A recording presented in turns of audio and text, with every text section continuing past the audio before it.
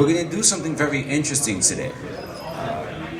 I'm going to freestyle a poem to you with all of the words that all of you good people have wrote down on a piece of paper into my hat, and this lovely lady here is going to assist me. So as I start, she will let me know what the word is, and we will continue as we move on. Is that all right with everybody? Yeah. Does everybody have a drink or a shot? Because if not, then what the fuck are you doing here? Because even I have a beer in my hand. Okay, I just wanted to make sure we were okay. So we're okay to start? All right. I just need everybody to actually listen. All right? Okay.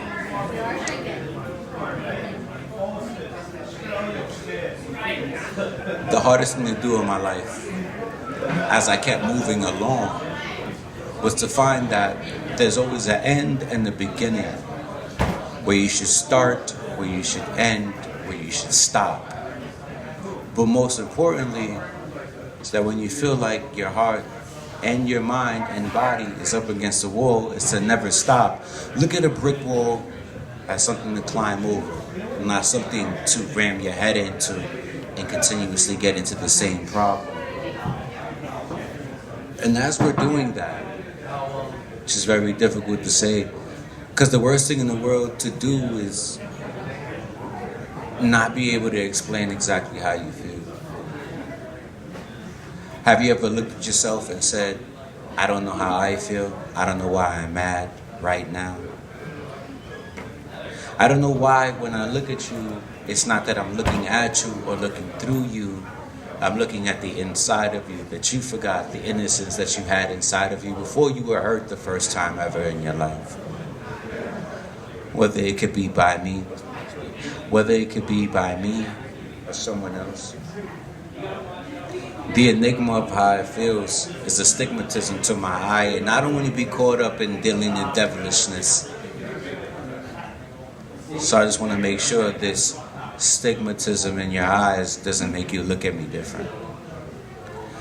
I just hope at least that when you stare at me, you see the pain in my eyes as I look at you, because it's a whole different kind of thing when you don't understand my pain. And it's a very different kind of thing if I can't tell you what I'm trying to find out about myself. So, are you going to be a cock about it? That was just the next word. I'm really sorry about how that went. But we're still going to go with this. But are you going to be a cock about it? It just sounded funny the second time. But when you really don't understand where I'm coming from, and I'm telling you that my pain is coming from somewhere, that when my tears don't come from my eyes and I feel them trickling over my lungs, are you still trying to be a cock outside? And it's real funny, and sometimes you can listen to different kinds of music and it might put you in a different kind of mood, but it doesn't take away from the pain that you actually feel. This is evident. You may like Evanescence, but Effervescent is something very different when you have to hold it a lot closer to you than what you think what it is. You see, the people next to you right now, I want you to understand that we're all actually really living for the next 24 hours. So when you make plans for next week, you're not really sure if you're going to be here for those. When you make a plan for 2 hours from now, how do you know that you're going to get home safe? You see, we take little things for granted because you have your phone number now, and I have Wi-Fi, and I can tell you 2 hours later after you told me we were going to meet that I was going to be late. It's supposed to be okay. But it's not the same thing. Do you feed stray cats? Because I do. Because there's nothing better than giving food to an animal that you don't have to, because it's coming from your soul. And I feel like with phones and everything and people in general, we forgot how to get close to one another. See, one thing I didn't forget is how you're looking at me right now. One thing I didn't forget is how your hand feels when I shake it.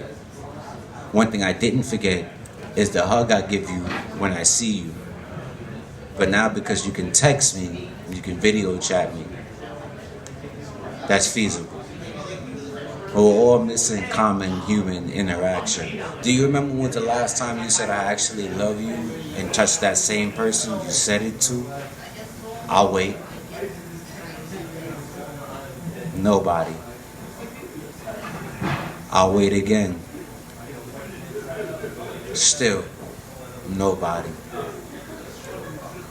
And that's fucking hilarious. Because we actually came from the bottom. As the paper said, did you forget that you didn't have everything as you came up? That you didn't have a fucking silver spoon in your mouth? The technology made you forget that you actually looking at your brother or sister, your mother, or maybe even your closest friend. That's something that really mattered to you.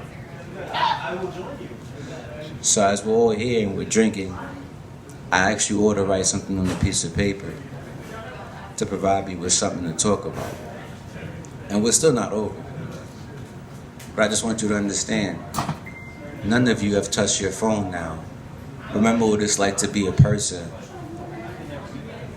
Remember what it's like to actually feel something. Remember what it was like to grow up as a kid in the summertime and be outside by the fire hydrant with a can of Campbell's soup, maybe, giving a car wash to cars. You remember when the parks were filled? Because we all wanted to be outside. Now everybody's home.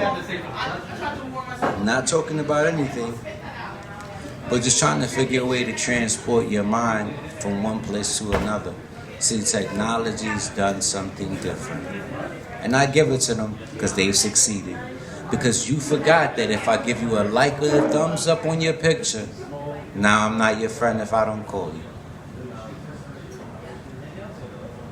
Did a thumbs up or a heart made you think I didn't care for you as much? Did a like or a share make you feel like I didn't think about you?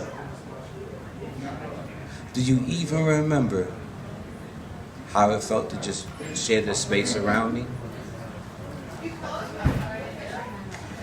Because it's sonic how the sound is of your voice speaking when I hear you reverberating inside of my eardrum, telling me that you've known me forever. But now, what do?